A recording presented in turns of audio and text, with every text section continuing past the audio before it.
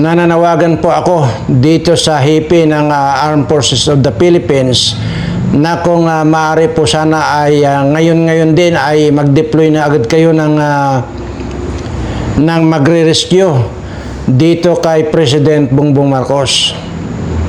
Dahil pagka mahuli po kayo ay malamang sa malamang ay hindi nyo na po maaabotang buhay itong si President Marcos. At kaya po doon po sa mga makakapanood dito ay i-share na po itong video ito dahil para marinig po at mapakinggan po ng ating Armed Forces of the Philippines para po sa ganun ay madali ang ma-rescue itong ating presidente na si Bongbong Marcos dahil sa katunayan po ay konting hit-hit na lang, konting higop na lang ay baka po ito ay tuluyan ng tumalon kung saan tumalon si Cathy Cabral at sa kasalukuyan po ay nandun siya ngayon at nakaupo at nagmumuni-muni. Pag yan po ay nakasinghot ng isang singhot yan, delikado po ang lagay at baka po tatalon na rin po yan sa bangin. And ang katunayan po nito ay nagkalat na po sa social media na talagang makikita nyo yung kanyang itsura na talagang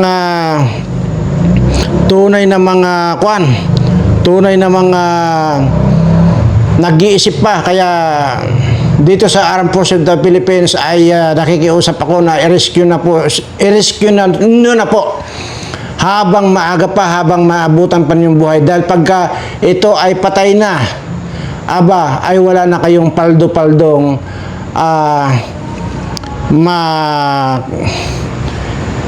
matatanggap. Kasalukuyan, di ba? Sa ngayon ay milyon-milyon yung natatanggap ninyo. Baka po pagka hindi kayo naging alerto rito at tutulog-tulog kayo ay maaari nga hindi nyo naabutan itong si BBM na buhay. So, patay na rin po yung inyong paldo-paldo na natatanggap kay BBM. Ito po ang katunayan na ito po yung sinasabi ko, isang singhot na lang po ay bibigay na. Ayan po. Kung saan po tumalo na itong si Cathy sino to? Cabral ay nandun na rin po at mukhang susunod na po. Kaya paulit-ulit lang po yung aking panawagan na sana bilisan na ng Armed Forces of the Philippines ang mag-rescue dito sa presidente nating si Bongbong Marcos. Ayan po. Ayan po. At nakakabahala po at napakalalim po yan. Makikita nyo po yan, napakalalim po yung bangin na yan na kung saan po siya ay nagmumuni-muni na sinasabi ko po kanina, pagka yan po ay suminghot pa ng isang singhutan ay baka tuluyan na po siyang tumalon. Yan po, ang lalim po ng bangin na yan. At makikita nyo po sa kanyang facial reaction na talagang tutuloy ito, tumalon. Sabi siguro, kinayanan nga ni Cathy Cabral ang tumalon. Ako pa kaya ang hindi ko gagawin ay malakas ang loob ko dahil kargado ng Coca-Cola ang ulo ko. Yan. So, yan po. Ibig sabihin po, namimiligro po. At kailangan po ng rescue. At kailangan nyo mabit-bit agad pabalik din sa Metro Manila. So hanggang dyan na lamang po ang aking report at sana manawari ay buhay pang madatnan nitong mga Armed Forces of the Philippines, itong si BBM. So ngayon naman ay mapunta tayo kung saan po ay akin pong kinuha niyan ay pinangako sa inyo na tuturuan ko kayo kung papaanong suswertihin sa buhay. Ano po? At sana ay masundan ninyo yung ating ituturo sa inyo. At wala naman po talaga akong ibang inisip dito kung paano kayong swertihin din na gaya ko. Ayan. So, ayan ha. Tika.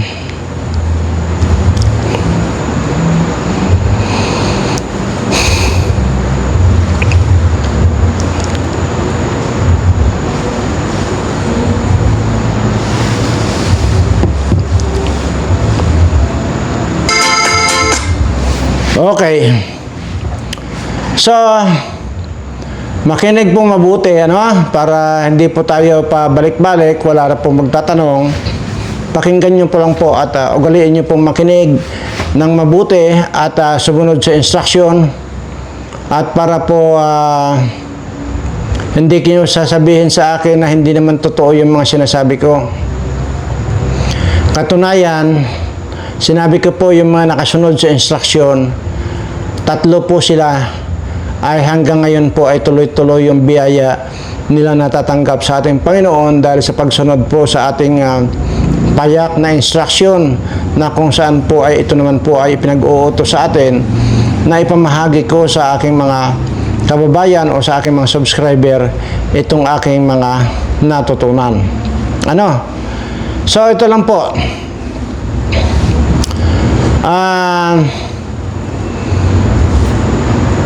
Magkuhan lang po kayo, mag-prepare lang po kayo ng siyam na barya.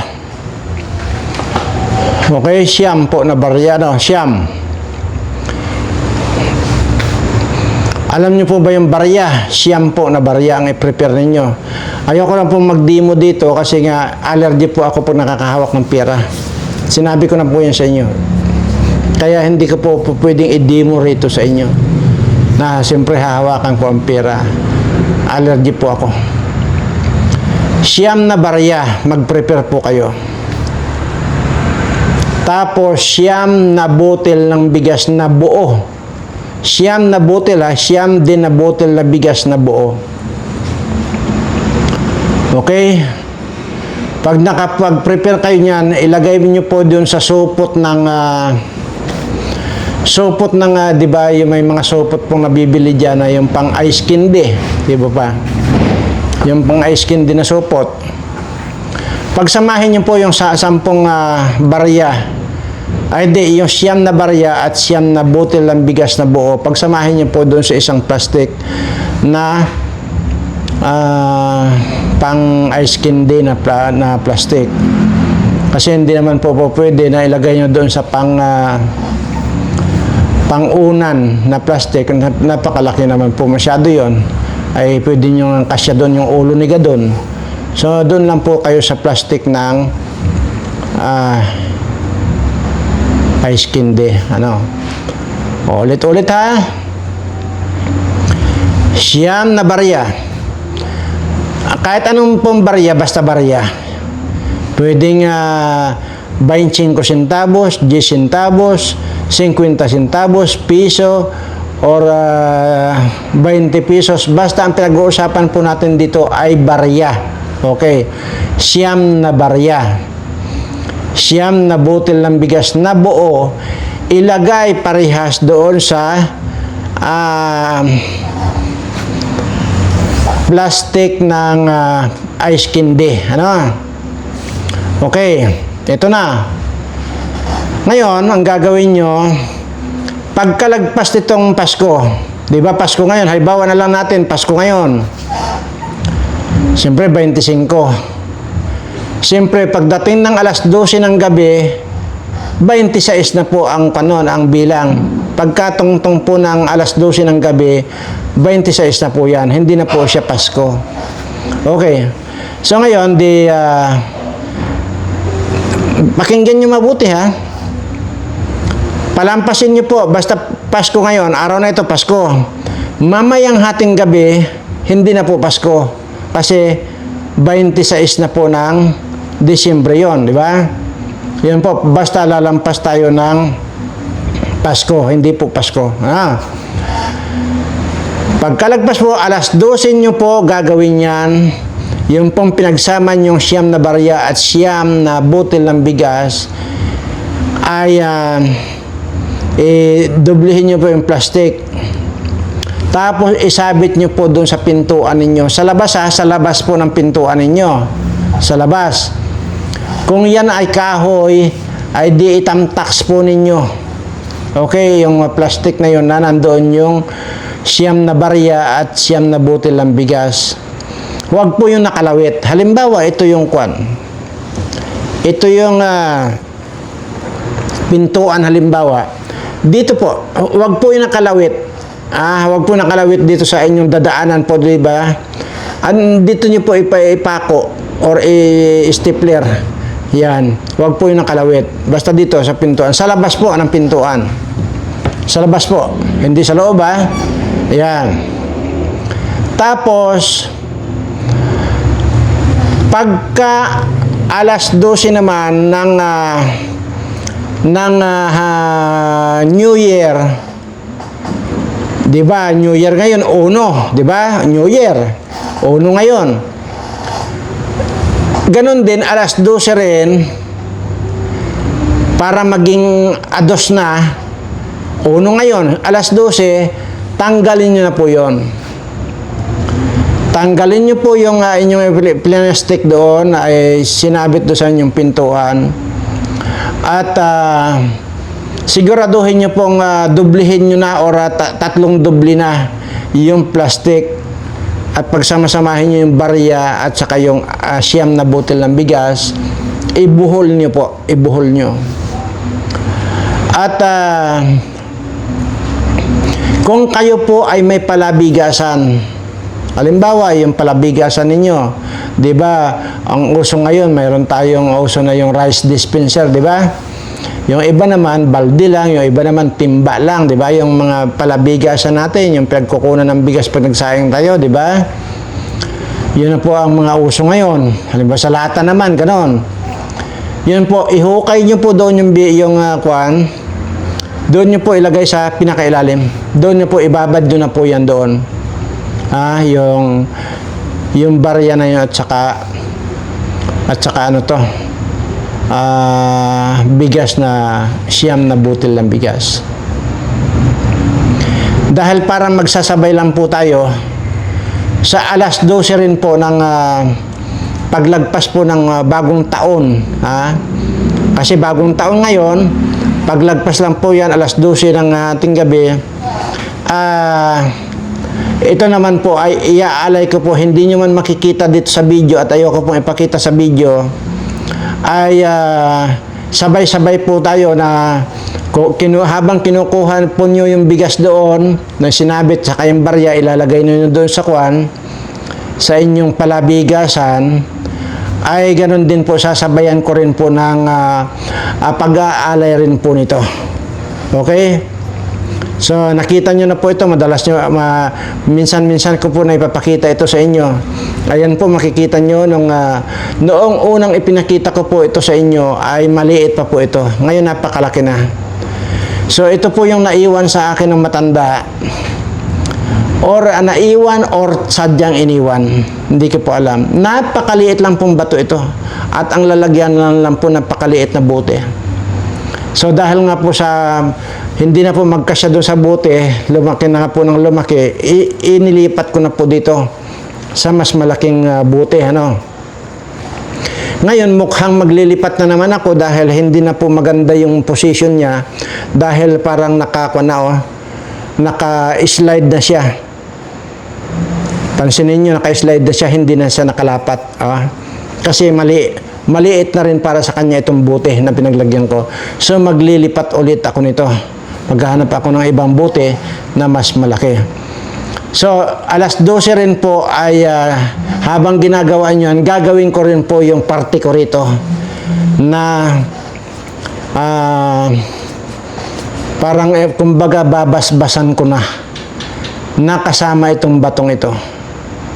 So yun lamang po. So, ngayon, anong gawin? Hanggang ganun lang ba yung gagawin ninyo? At ilalagay lang doon sa palabigasan. Marami po kayong magagawa dyan. Marami po kayong pwedeng ihilingin dyan. Pwede nyong hilingin yung swerte nyo sa buhay. Pwede nyong hilingin yung kagalingan ng inyong mga sakit. Pwede niyong hilingin dyan na huwag na kayong dapuan ng sakit. Lahat po ng hihilingin ninyo, all in one na po yan. At nangingilabot tuloy ako dahil sa totoo lang po, sa tuwing nababanggit ko po itong batong ito, naluluha talaga ako dahil hindi ko po talaga akalain ito. na mangyayari. Hindi ko po akalain pa sa akin ito dahil magmula po nung mapasa akin ito ay talaga namang wala na pong duda at kailanman hindi na ako nagduda dahil napatunayan ko na po ng sobra-sobra sa sarili ko yung mga naibigay po sa akin ito. Sa mga hindi pa po nakakaalam kung ano po ba, ano po ang kasaysayan ng batong ito, ay sige, bagamat halos 1,000 bisis ko niyatang sinabi ito, pero doon po sa mga bago na hindi pa nakakaalam, ikwento ko lang po ng panandalian, mabilisan ko lang ikwento. Nung araw po napatay gutom ako, hampas lupa ako, na galing po ako rito sa amin dati, dito sa Mindoro. Yung sa mura kong edad, naglakas loob po akong pumunta sa kahit na saan po yung pupuntahan ko, wala pong direksyon yung pupuntahan ko. Hindi ko po alam ang Manila, wala po akong alam sa kung anong lugar. Basta po, sumakay na lang po ako ng sumakay kung anong transportation, sumakay lang ako ng sumakay, at napadpad nga po ako dyan sa Manila. Yun po ang kwento. At dahil po wala akong kamag-anak dyan sa Manila, ay tumira po ako doon sa ilalim ng truck na sirang truck po, nakaparking dyan sa Eisenhower Street, Green Hills, North Green Hills. Kaya hindi ko po makakalimutan yan. Na pagpasok niyo po sa Eisenhower Street niyan, nandyan po yung Montessori School. Nandyan po din po yung Club Filipino na kung saan dyan pa nag-oath-taking si Cory Aquino. Ayan, yan po yung Eisenhower Street dyan sa North Green Hills. At nandyan din po sa North Green Hills yung bahay ni Joseph Estrada o si Irap. Ayan. So madalit salita ay grabe po yung mga kagutomang inabot ko na kuninto ko rin po sa inyo na kumain po ako ng kangkong na hilaw. Dahil po talagang wala akong talagang makain, gusto ko lang po maibsan yung aking sobrang kagutuman, kaya po kumain po ako. Mayroon po dyan imburnal. Sa dulo po ng Eisenhower may imburnal po dyan na kung saan ay mayroong kangkong.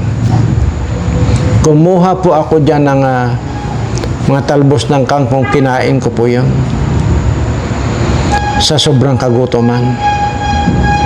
Ganyan ko po isinasalarawan ang pagiging hampas lupa at patay gutom ko, at kailanman hindi ko po ikakahiya na sabihin kung mayroon man patay gutom siguro. Palagay ko ako lang po yung taong nakaranas ng ganyan sa sobrang kagutuman. At yun ay nasa bata pa po ako nun. Ngayon ay noong mga nakilala na po ako ng mga katulong dyan, mga katulong, sila na po yung nagsusupply sa akin ng pagkain. Kasama na po dyan yung mayordoma ni Irap Estrada. Yan po yung mga nagsusupply sa akin ng pagkain. Dahil nga po, doon ako sa ilalim ng truck nakatira. At wala rin po kayong makikitang balat ko noong araw na yun. Anong ibig sabihin na wala kayong makikitang balat? Kasi po, lahat po yan ng balat ko. Lahat tad-tad po yan ng kagat ng lamok. So, yun po. Sa madalit salita, noong mga nakilala na ako, nung hindi pa ako nakikilala ng mga katulong dyan sa Green Hills na yan, talagang hirap na hirap po ang aking kalagayan, sobrang gutom. At minsan tinutulog ko na yung kagutoman ko hanggang sa nung nakilala ako ng mga katulong dyan. Ayun, dahil sa awa nila ay sinusuplayan po ako ng pagkain. Bagamat alam ko na pinapalusot lang nila yan sa kanilang mga amo. At pero ang pagkakaalam ko yung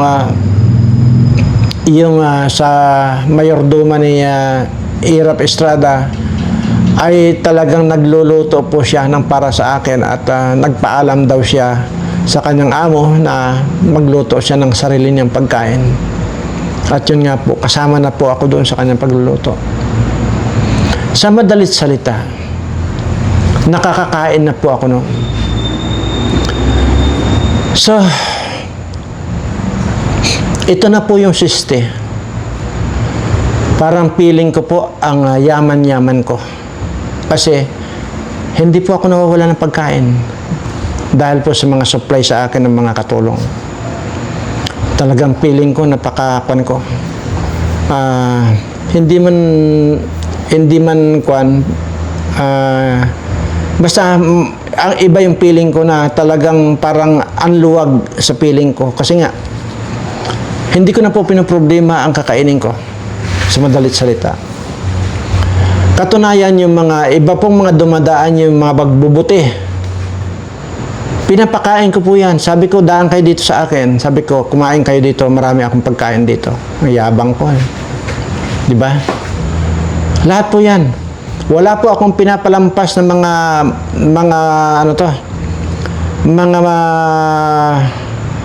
mga mahihirap na kagaya doon magbubuti, yung mga kung ano-ano mga tao, makikita mo naman talaga na talagang hirap na hirap. So, pinapakain ko po lahat yan. Sa dami po ng pagkain kong supply galing sa mga katulong. Ito, ang siste ay yung mayroong matanda na sobrang bagal niya maglakad, parang hinang-hina po siya, mahinang-mahina. Sobrang hina niyang maglakad. Pagod na, gutom pa yung nakita ko sa kanya. Sabi ko, Lolo, sabi yung ganyan, pahinga ka muna dito at kumain ka muna, marami akong pagkain. Pero ang totoo po noon, nung sinabi kong marami akong pagkain, yun po yung inilalaan ko para pagkain ko sana ng hapunan. Yun na lang po kasi wala na pong yung mga iba po na ipakain ko na po yun sa mga ibang tao. So yun pong inilaan ko na yun para sa akin yun na hapunanan ko, ay nandoon na po, nakalaan na po yan.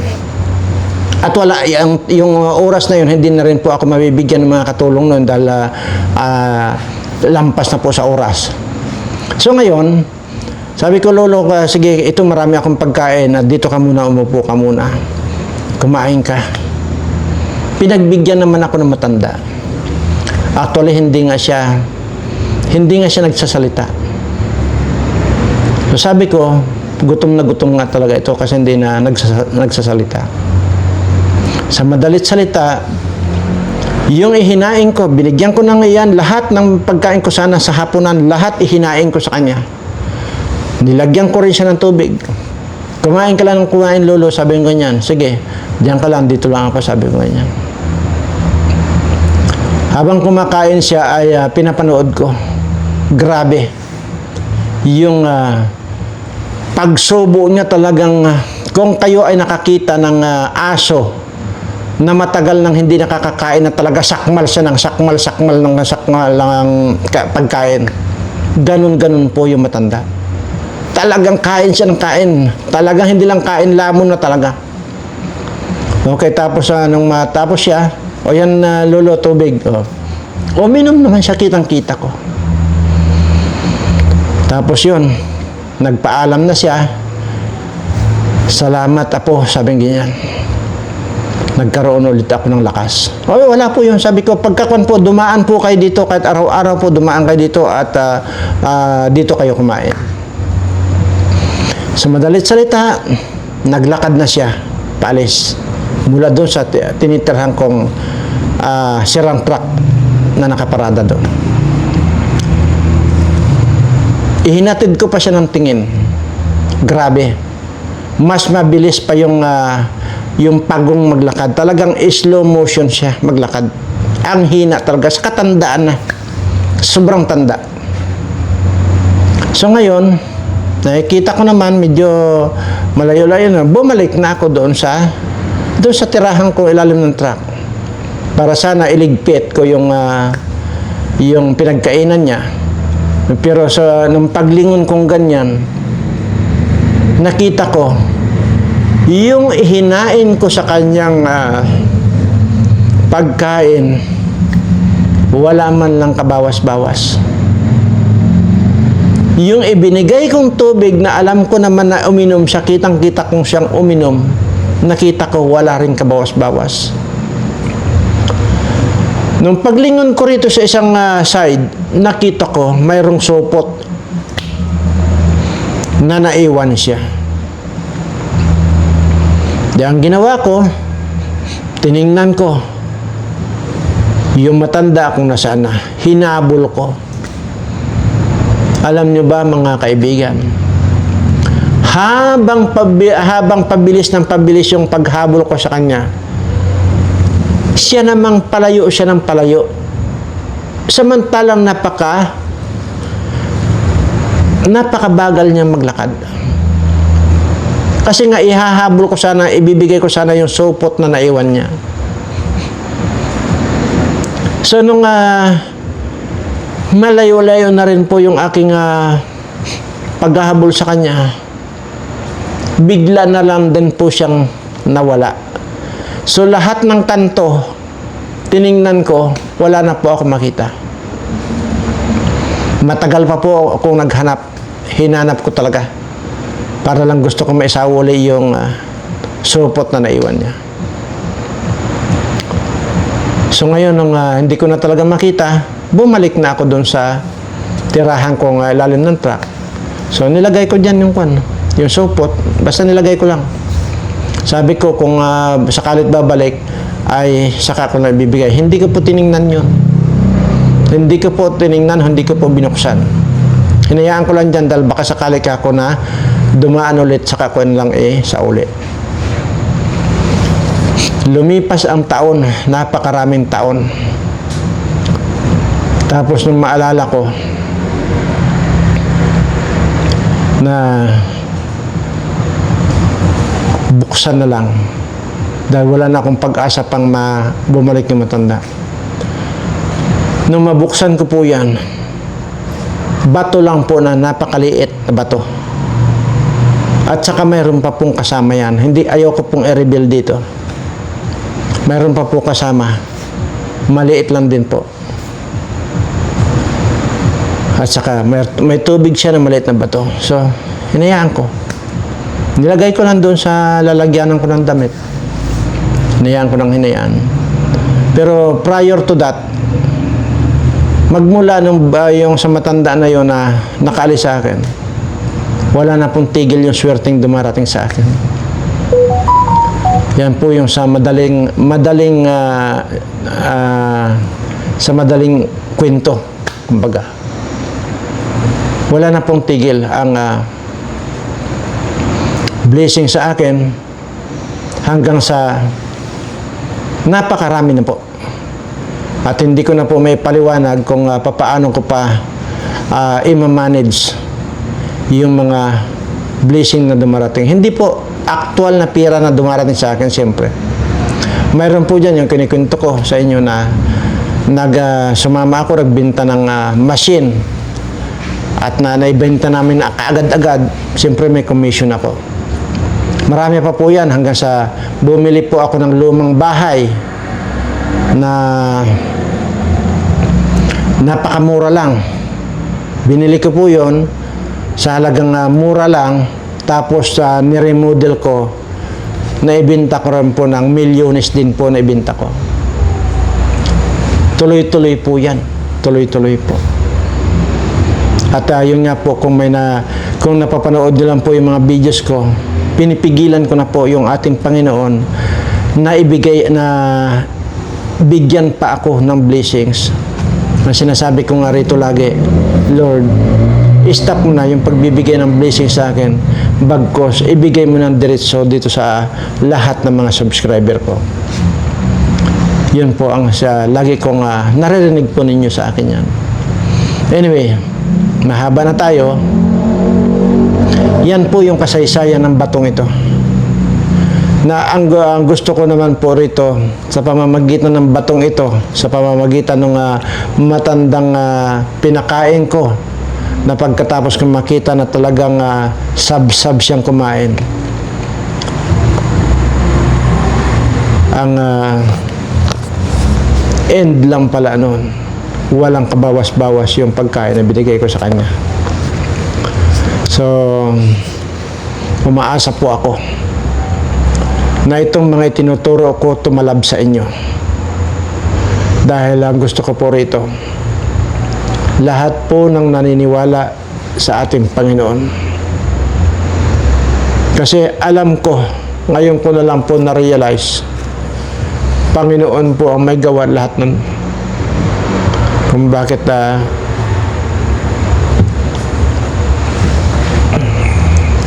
nagkaganon. Basta ang para sa akin po ngayon ang siguro huwag po kayong magdadamot doon sa mga taong nangangailangan. Huwag po kayong magdadamot doon sa mga nagugutom na mga tao. Malay ninyo, yung palang dumaan sa inyo, siya na yung Panginoon natin. At kaya naman, lahat ng mga nakikita ko, lahat ng kaya kong abutin, inaabot ko para makatulong sa kapwa ko. Dahil iisa ang prinsipyo ko, hindi ka dapat na magdamot sa kapwa mo. So, dangan nga lang at matanda na talaga ako. Halos hindi ko na rin kaya mag-ikot pa. Pero sa loob ng napakaraming taon na nagdaan, lalo namang malakas-lakas pa ako, hindi rin po matatawaran yung dami rin ng aking mga natulungan. Yun nga lang, sabi ko sa inyo, hindi ko po kayang i-video, hindi ko po kayang picturean sila habang tinutulungan ko sila. Lalo na po pagdating sa pagkain ang itinulong ko sa kanila. No way, hindi ko po kayang i-video, picturean para i-upload sa social media. Siguro kung yun ay ginawa ko, noon pa, napakarami akong subscriber. Tingnan mo yung mga nagbibigay-bigay ng kung ano-ano. May mga sardinas, may bigas, may kung ano-ano mga binibigay. Binibidyohan nila yung kahirapan ng isang tao. I-upload nila sa channel nila. Akala ng mga kababayan natin, nakakatulong sila. Pero hindi po. Kung sila man ay dumami ang kanilang subscriber ay ngayon tinatamasa nila yung kita sa YouTube channel dahil lang pag-upload ng mga ganong klaseng tao na mahihirap na nga, lalo mo pang binabastos ang kanilang pagkatao. Kung sila man ay umasinso ngayon, tandaan po natin na yung pag-asenso po ninyo, may bawi po yun. Tingnan na lang po ninyo si Diskaya.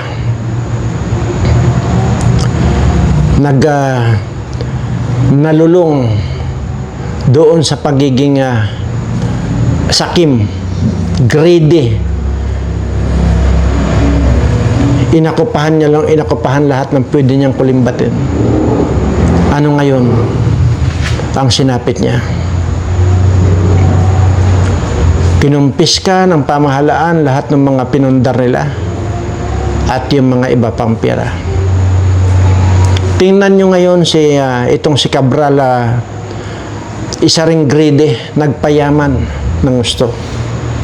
Pero hindi rin po niya napakinabangan yung mga ninakaw niyang pera dahil sa tawag ng konsensya, sa tawag ng konsensya nga, hanggang sa nagpakamatay na lang. Yun po ang sinasabi ko. Kaya sabi ko nga rito, tahasang kahit isa na lang yung subscriber ko, isa na lang yung nanonood sa akin, walang problema sa akin. Dahil kung gugustuhin kong paramihin ang subscriber ko, i-video ko lang yung mga tinutulungan namin. Sigurado ako yung pinakamaraming subscriber sa buong social media. Pero hindi ko po kayang gawin yon. Ayaw ko po silang pagmukhain na parang mga aso na binabahugan na lang itong mga tao to. Sana po ay nakapagbigay ng aral na itong aking kwentong ito. At sana rin po ay nakuha ninyo. Kung hindi nyo po nakuha yung aking explanation kanina, ulit-ulitin nyo lang pong panoorin. At pakiusap po, wala na kayong dapat itanong dahil alam ko, pag inulit ninyong pinanood yan, maiintindihan ninyo. Huwag nyo na pong gayahin yung iba. Nandyan na nga sa video. Kagaya nung proseso ng kalamansi at saka sili. Nandyan na nga. Dinimo ko pa. Tatanungin pa kung ano raw gagawin sa kaldero. Yun po yung tulungan nyo yung sarili ninyo. Kung gusto mo nyo magkaroon ng kaalaman. Sabi ko nga po sa inyo, kung sa unang tingin ay walang kakwenta-kwenta itong aking mga dinadaldal dito, paulit-ulit ko rin sinasabi sa inyo, balang araw, marirealize mo na sobrang napakahalaga pala itong mga dinadaldal kong ito. Hanggang dito lamang po sa lahat po ng aking mga subscriber. Sana manawari ay ligtas kayo sa anumang uri ng kapamakan, ligtas kayo sa lahat ng mga uri ng mga bigat na sakit, bagkus ang darating sa inyo, swerting walang katapusan, at sa pamamagitan ng batong ito, itinataas kong muli, at ito ang magga-guide sa inyo ng inyong dapat gawin para sa inyong pag-asenso sa buhay. Maraming salamat at mahal na mahal ko po kayong lahat.